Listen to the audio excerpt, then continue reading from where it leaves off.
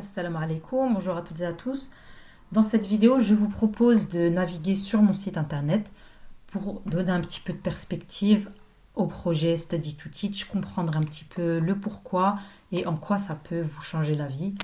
Euh, Mon histoire, c'est l'histoire de beaucoup de femmes, c'est l'histoire de femmes qui ont de l'ambition et qui veulent réussir professionnellement, personnellement, mais malheureusement qui sont entravées à cause de beaucoup de discrimination. Le simple fait de se couvrir les cheveux, qui est un acte anodin, qui relève de la liberté pure en termes de liberté de son corps et de liberté vestimentaire, en fait, finalement, ça devient un éléphant au milieu de la pièce où tous les choix de vie, tout est conditionné par ça de A à Z, en fait. Voilà, euh, en 2012, après une petite expérience qui m'a un peu blasée, mais il y a une succession, forcément, on subit tous les discriminations collectivement et après individuellement à des échelles différentes. Euh, En fait, il y a eu un trop-plein, je pense comme beaucoup, et puis j'ai décidé de partir. Alors, je suis partie à l'aventure. C'est pas quelque chose que je conseille, mais de toute façon, c'est plus possible de partir à l'aventure depuis le Brexit. Maintenant, c'est réglementé. Il faut un visa, il faut être sponsorisé pour venir travailler ici ou pour venir étudier ou pour s'installer. Voilà, donc en 2012, je suis venue. J'ai essayé de m'en sortir tant bien que mal. Et puis quand j'ai commencé à m'en sortir, j'ai dû, pour certaines raisons personnelles, revenir en France. Et puis c'était toujours resté dans un coin de ma tête de repartir.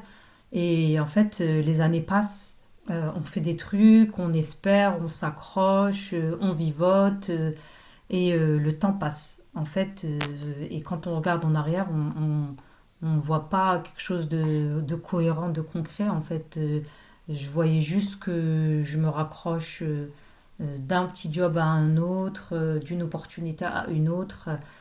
Et donc, je suis repartie en 2018. Voilà. Alhamdulillah, je me suis lancée dans l'enseignement quand j'étais en France, pendant la transition des années où je suis revenue en France. J'ai eu l'opportunité d'étudier l'arabe à l'USH, qui malheureusement depuis a fermé. Château-Chinon s'est fait fermer. Et j'ai étudié l'arabe et j'ai commencé à enseigner l'arabe également. Et puis voilà, petit à petit, c'est venu la passion pour l'enseignement. Et alhamdoulilah, quand je suis venue ici, j'ai décidé de faire la formation parce que l'enseignement, ça s'apprend. C'est pas, on peut enseigner, mais vraiment, ça s'apprend l'enseignement. Voilà, donc depuis j'ai obtenu le QTS, donc la certification britannique pour enseigner. Et alhamdoulilah, maintenant je suis prof en Angleterre. Voilà. Alors, le projet Study to Teach, il est né de réflexions, de discussions où finalement je vois que beaucoup de musulmans veulent partir de la France. Et je vois que finalement il y a toujours ces questions qui reviennent, mais comment t'as fait? Pas que moi, hein, je veux dire, même quand on regarde les commentaires, par exemple, sur les réseaux sociaux, comment tu as fait pour partir? Quand des personnes parlent de leur expatriation, de leur projet réussi d'expatriation, euh, des gens qui ne savent pas comment partir. Et je me suis dit, pourquoi ne pas faire profiter euh, certaines personnes, et j'avais les sœurs à cœur euh, au début de ce projet pour les aider à également se lancer dans l'enseignement. Alors, c'est possible ce projet parce que euh, il y a des financements qui sont possibles. Alors, si vous avez regardé un peu mes autres vidéos, le QTS, c'est en très très résumé, c'est l'équivalent du CAPES, mais en Angleterre. Mais pas que, en fait, c'est un CAPES premium. C'est un CAPES 5 étoiles parce que c'est un CAPES qui va vous permettre d'aller travailler où vous voulez dans le monde. Voilà.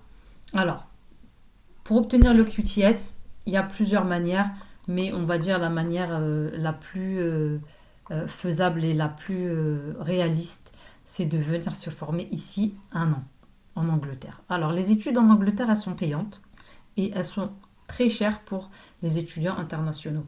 Mais, et c'est là où il y a un peu une convergence des intérêts, où là vraiment ça peut vraiment devenir intéressant, c'est qu'en France, une sœur, elle ne peut pas faire son CAPES parce qu'on va lui demander d'enlever son hijab. Donc en fait, on reste bloqué, on a envie de partir, mais on n'a pas la formation. Et pour partir à l'étranger, on nous demande d'avoir une formation. Donc en fait, on se retrouve un petit peu, entre guillemets, piégé. Et là, en fait, c'est la possibilité de se déplacer, pas forcément loin en Angleterre. En fait, si par exemple vous habitez vers le nord de la France, l'Angleterre, c'est moins loin que le sud de la France. Voilà, Londres, c'est moins loin de Paris que Marseille ne l'est de Paris. Voilà. Donc, il y a une proximité géographique et l'Angleterre offre un cadre en vrai exceptionnel en fait, parce que la formation qu'ils proposent, c'est vraiment la formation de prof qui va vous permettre au mieux de pouvoir aller à l'international, et ce pour les raisons, on a vu pour les raisons liées aux écoles internationales qui fonctionnent sur le curriculum britannique, liées à la langue anglaise, euh, etc. Voilà, donc il y a une proximité géographique qui le permet, et il y a aussi ces financements qui le permettent. Voilà, alors il y a deux financements possibles. Voilà, je vais utiliser la souris, comme ça vous voyez où j'en suis. Euh, il y a deux financements possibles pour les étudiants internationaux. Il y a une bourse de 20 000 pounds pour une spécialité en langue, et il y a une bourse de 29 000 pounds pour les sciences physiques. Alors là, vous allez peut-être vous dire, oui, mais moi, j'ai pas de diplôme en langue vivante, moi, je suis nulle en français, c'est ce que j'ai déjà entendu. Euh, pour pouvoir postuler un QTS en langue, il n'y a pas besoin, si le français est votre langue maternelle, vous n'avez pas besoin d'avoir un diplôme en langue vivante. Voilà, déjà une chose. Mais il faut un bac plus 3. On verra les critères, Inch'Allah, mais il faut un bac plus 3. Ça, c'est une condition sine qua non. Et en sciences physiques également, il n'y a pas besoin de licence en sciences physiques. Si vous avez étudié la physique au baccalauréat et que vous avez obtenu une bonne moyenne, vous pouvez prétendre à postuler pour un QTS en sciences physiques. Voilà, donc déjà ça c'est dit. Ensuite, il y a d'autres sources de financement qui fait que cette bourse de 29 000 pounds ou 20 000 pounds, alors pour info, 20 000 pounds, ça fait à peu près 21 600 euros, et 29 000 pounds, vous multipliez par 1,16. Il y a des financements supplémentaires qui peuvent s'ajouter, qui peuvent être, on va dire, vous pouvez rajouter 6 000 euros de financement supplémentaire, et encore 2 200 euros. Voilà, donc ça fait une bonne somme. Maintenant, le revers de la médaille, c'est que la formation, elle est payante, et ça dépend vraiment d'une université à une autre. Ça peut aller vraiment de 13 000, 14 000 pounds à très très très très cher. Voilà, pour Cambridge, Oxford, les universités prestigieuses. Voilà, mais si vous déduisez, on va dire 14 000 pounds de bourse, on va dire si vous obtenez 25 000 pounds, quand je vous parlais de tous les financements, ou de 29 000 pounds, il vous reste assez d'argent pour financer votre hébergement sur place.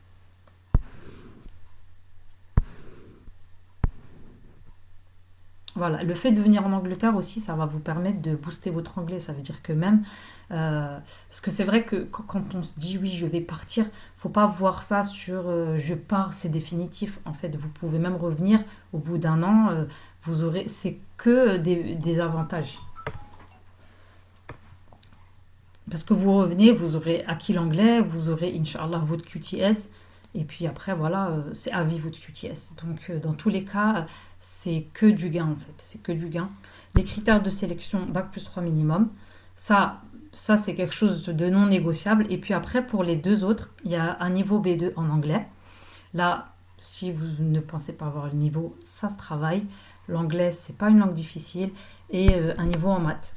Alors, un niveau en maths, on va dire en France, pour simplifier, il faudrait que vous ayez fait des maths au bac.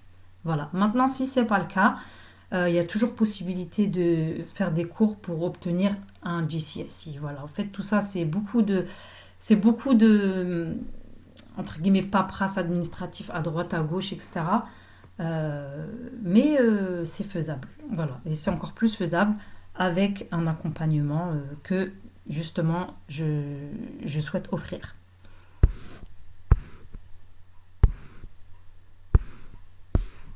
Alors, ça c'est les avantages du QTS. Donc une certification reconnue euh, pour devenir prof à l'international. Un financement, une année pour que votre anglais devienne vraiment fluent.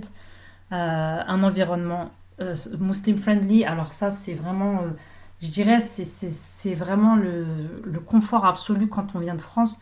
On se rend pas compte. En fait, on revient vers un état de normalité, c'est-à-dire qu'on est des personnes, on est normal. Mais en France, en fait, finalement, je crois qu'on perd un petit peu on a perdu ce sentiment d'être normal, en fait. Euh, je vois maintenant, avec le recul, je vois les gens, il y en a beaucoup euh, presque qui s'excusent en fait, entre guillemets, d'être musulmans. On essaie de trouver des excuses sur des pratiques qui relèvent de la liberté, quoi. En fait, voilà. Et en fait, on est un petit peu poussé dans nos retranchements. Ici, voilà, Inch'Allah, je ferai une vidéo à part sur comment c'est la vie ici. Mais vraiment, vous faites vos prières à l'heure, vous trouvez une salle de classe vide, vous mettez votre tapis. Vraiment, on vous respecte, personne ne vous dérange. euh, voilà, vous avez votre hijab, vous avez votre abaya, personne ne dit rien. En fait, vous vous habillez avec un hijab noir, un abaya noir. En fait, vous êtes libre, voilà, tout simplement, vous êtes libre. Voilà, et puis c'est une carrière dans un secteur qui recrute, parce qu'il y aura un besoin en professeurs de plus en plus grand partout dans le monde. Et voilà, c'est un passeport pour l'étranger. Donc voilà, ça c'est pour le programme d'accompagnement que je vous propose. Euh, Rapidement, vous projeter financièrement. Donc je vous ai parlé un petit peu des financements disponibles. Alors, les financements disponibles. Chaque année, comme c'est des politiques de subvention, chaque année ça change. Donc par exemple, l'année dernière, la bourse pour les langues, elle était de 26 000 pounds. Et là, cette année, en fait, ça s'est su il n'y a pas longtemps, pour l'année prochaine, c'est passé à 20 000. Donc rien ne garantit que cette bourse sera là pour toujours pour les étudiants internationaux. Donc il faut vraiment saisir l'occasion parce que des fois, on a tendance à procrastiner quand quand on souhaite s'expatrier, mais pas de bon cœur, parce que par exemple, on est forcé, on se sent forcé un petit peu de partir. Moi, quand je suis partie, j'aurais préféré rester auprès de ma famille, mais en fait, j'ai dû partir parce que c'était pas tenable. En fait, c'est pas tenable, je trouve, en France. Euh, et donc, on a tendance à procrastiner, à se trouver des excuses, à se dire oui, bon, je vais trouver du travail, oui, alors il y a ce domaine peut-être. En fait, on temporise, on procrastine et en fait, on fait que reculer l'échéance et tout ce temps-là, en fait, on se rend un peu malade euh, et puis on galère. Voilà. Donc, il faut profiter de l'occasion tant qu'elle est là.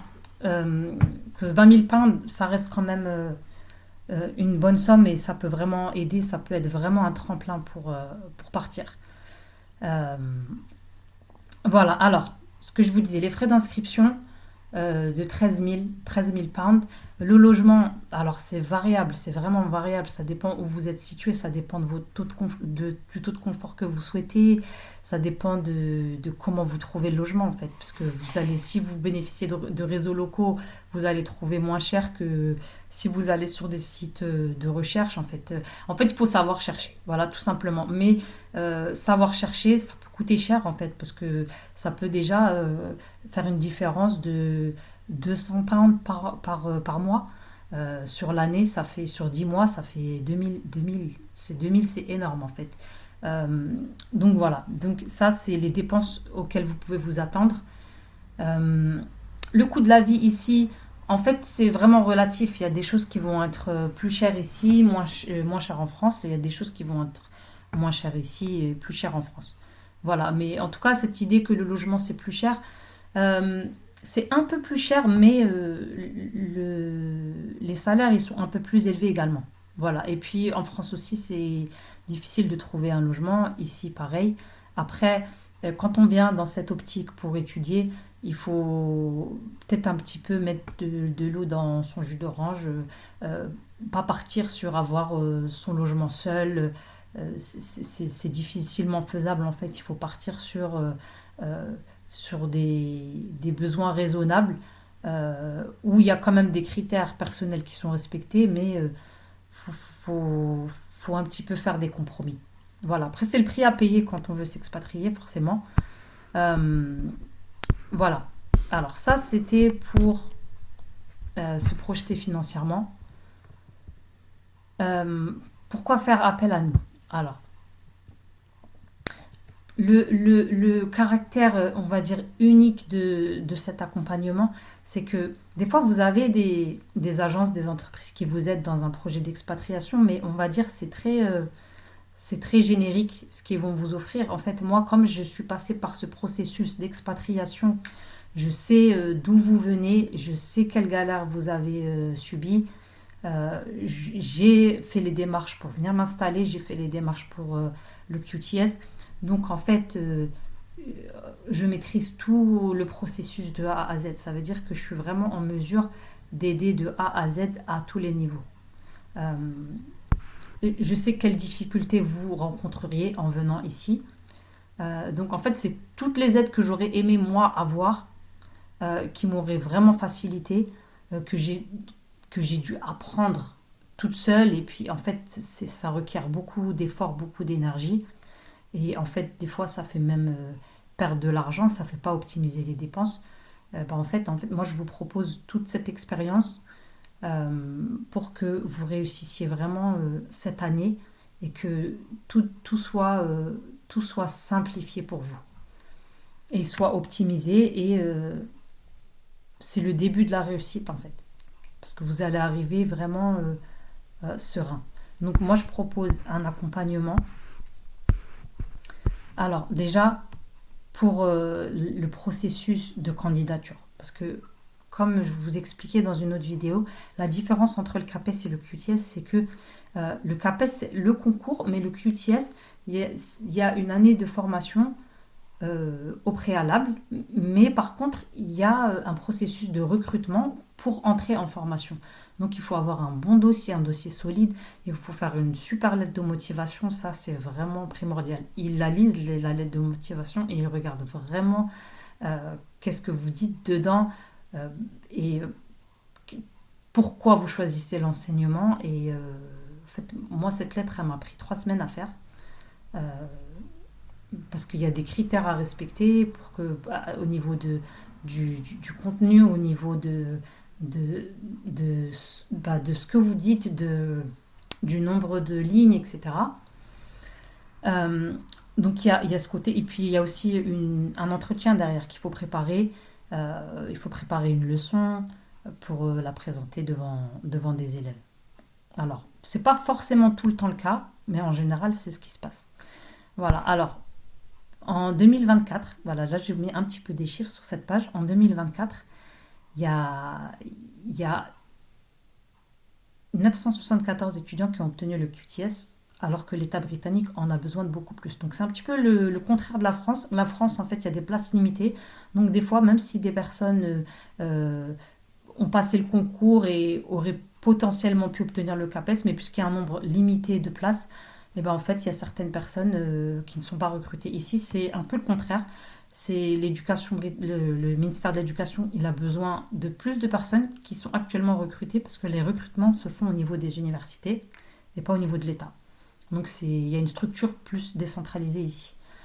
Alors, et bien que le nombre d'étudiants était bien moindre que le besoin, en fait, quand on regarde ici, on voit qu'il y a beaucoup de personnes qui ont postulé, des personnes qui n'habitent pas au Royaume-Uni qui n'ont pas été prises en formation. Donc, c'est pas parce qu'il y a un besoin que ils se disent oh, bon, on prend n'importe qui. Non, c'est pas comme ça. Vraiment, quand on regarde, par exemple, pour MFL en bleu, sur les 3 années, il y a eu 28%, 34% et 43% des candidatures euh, qui proviennent de personnes non britanniques. Donc c'est énorme parce qu'en fait, forcément, ils profitent de cette bourse. Pour la physique, alors il y a encore plus de personnes qui postulent de l'étranger. Sans doute, c'est des personnes qui ont des bons diplômes, mais dans leur pays d'origine, ils n'ont pas beaucoup d'opportunités. Voilà, on pense par exemple aux pays d'Afrique du Nord ou les pays d'Afrique qui sont plus orientés vers l'Angleterre, vers les pays anglo-saxons.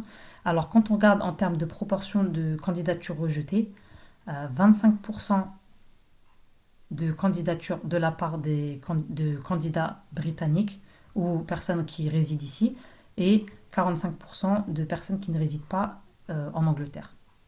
Donc c'est énorme, c'est-à-dire quasiment une personne sur deux qui a postulé pour une formation QTS en langue a vu sa candidature rejetée. En physique, bah, c'est encore plus élevé, 60%.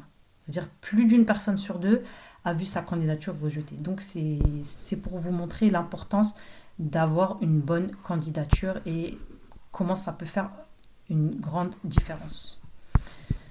Voilà, ça c'était pour un des premiers aspects de mon accompagnement, c'est de vous aider dans votre candidature.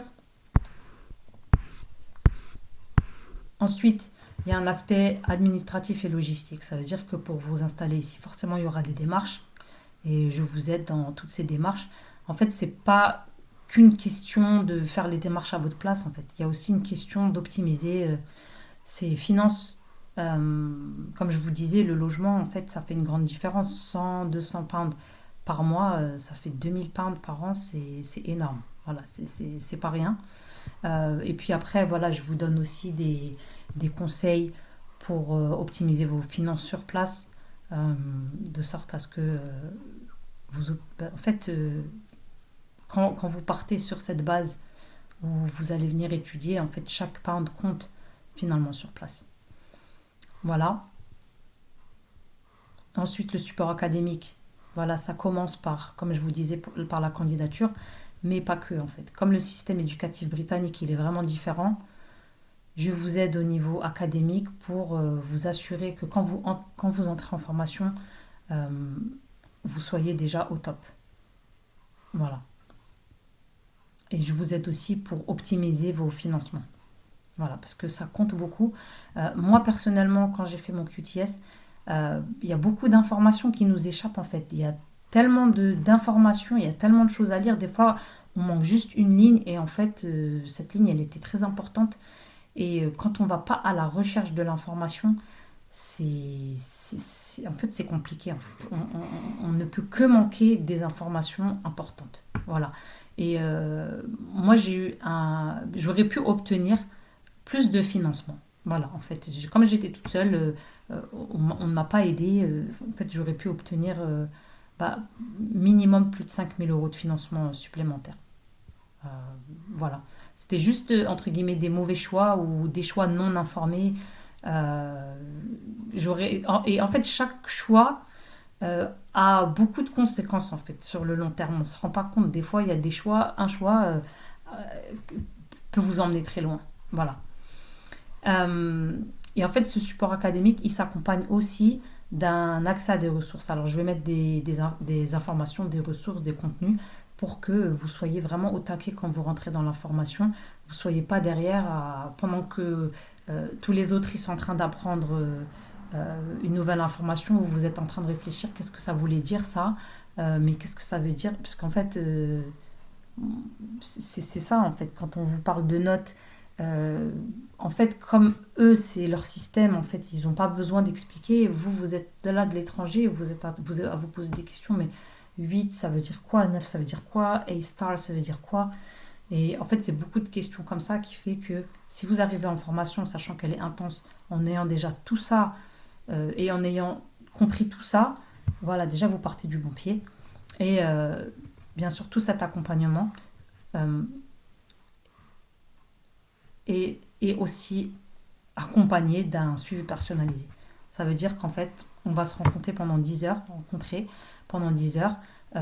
sur rendez-vous, et puis on va discuter un peu de l'avancement de votre candidature, de vos démarches, et puis je vous donne les prochaines étapes à faire pour que voilà, vous sachiez où aller, je vous conseille au mieux euh, tout au long de votre parcours.